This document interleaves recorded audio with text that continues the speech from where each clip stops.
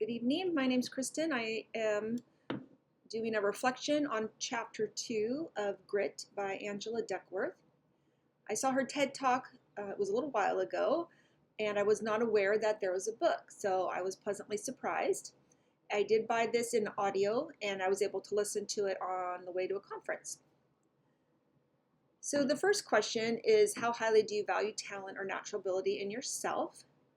And I don't say that I have any natural ability for any one thing. Therefore, when I am good at something is because I spend a lot of time to be good at it. But with that, I tend to work hard enough to be good at it, but never great at it. I will spend at least a year, sometimes several years on one thing, which is never really enough to be great. This is by choice, though. It's not that I lose interest.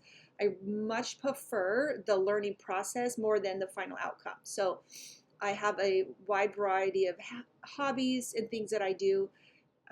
And again, I'm very good at a lot of things, but I wouldn't say that I'm great at any of them.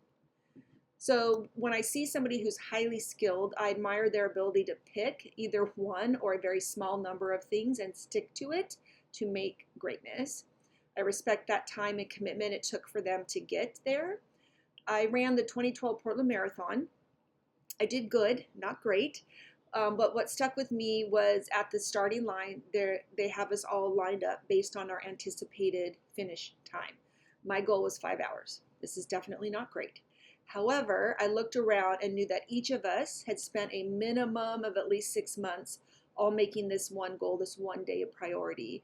And I felt very connected to a group of strangers, knowing that we all shared the same goal. How do I value talent in other people? I value natural ability. For example, singing, flexibility, for like gymnasts in the early musical, people have early musical talent. The author used the example of Juilliard, and my knowledge of Juilliard, that is, the time commitment is staggering that the students spend there to get into and practicing. So I'm not referring to them particularly, but the young musician, where they haven't even lived long enough to have put in the time to be as good as they are. So these are the savants. And other than that, I do see the hard work. So if you rate talent more, is that to other factors, is that problematic? Yes, it could potentially, because it could be used as an excuse not to attempt or try hard enough, or in relation to the self-fulfilling prophecy. For example, I'm not good at math, but then therefore I take math and I don't really study because I'm not good at math. And then I do a test and I test poorly, and in the end, I'm not good at math. So that's that self-fulfilling prophecy. Do you think it has a negative impact on what you strive to achieve? Do you think it's having a negative impact?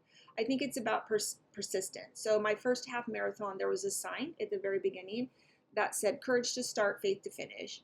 And that resonated with me. However, I did add the words persistence to persevere. So I would say it's the courage to start, the persistence to persevere, and then the faith to finish. If you value talent over other factors, why do you think that's the case?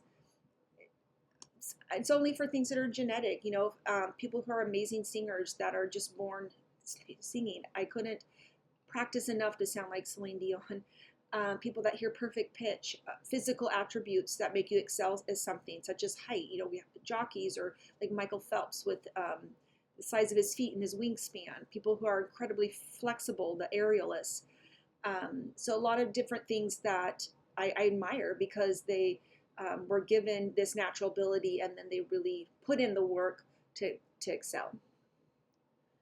So were you brought up with an overemphasis on talent? This was a hard question because it really was not something as a conversation in my home. Education was valued. My father was a first-gen college student, got his doctorate in education. Education was valued. My mother, she would say to my sister and I that we need an education. That was never a possibility to not consider college. She would even say, you know what, if you choose to be a stay-at-home mom, that's fine, but you need to be able to take care of your family and your children if something was to happen. And I think that's because of her experience. My grandfather died World War II, And my mom was a college student at Central Washington University when they brought all the students in the Commons for the Vietnam draft. And she vividly recalls to this day birthdays being called, and young men getting up and leaving because that was their number. And I think that shaped her. And she just knew that as women, we needed to be able to take care of ourselves no matter what. And that's all they stressed for me, like all the time. So it was never really about talent, but nobody in our family is naturally gifted at anything. So maybe that's it. Nobody's great singers. No, we have no savants. When you've given up on something because you weren't talented, yeah, singing, I'm bad. I'm bad, and I don't want to have to prove that to you. So just take my word for that. If I had like a genie wish, I'd love to be able to sing just even for a day. Like that would to have that powerful voice like that. That's amazing. I get chills listening to people sing. So that's it for my reflection. Thank you all for listening, and I hope you have a wonderful weekend.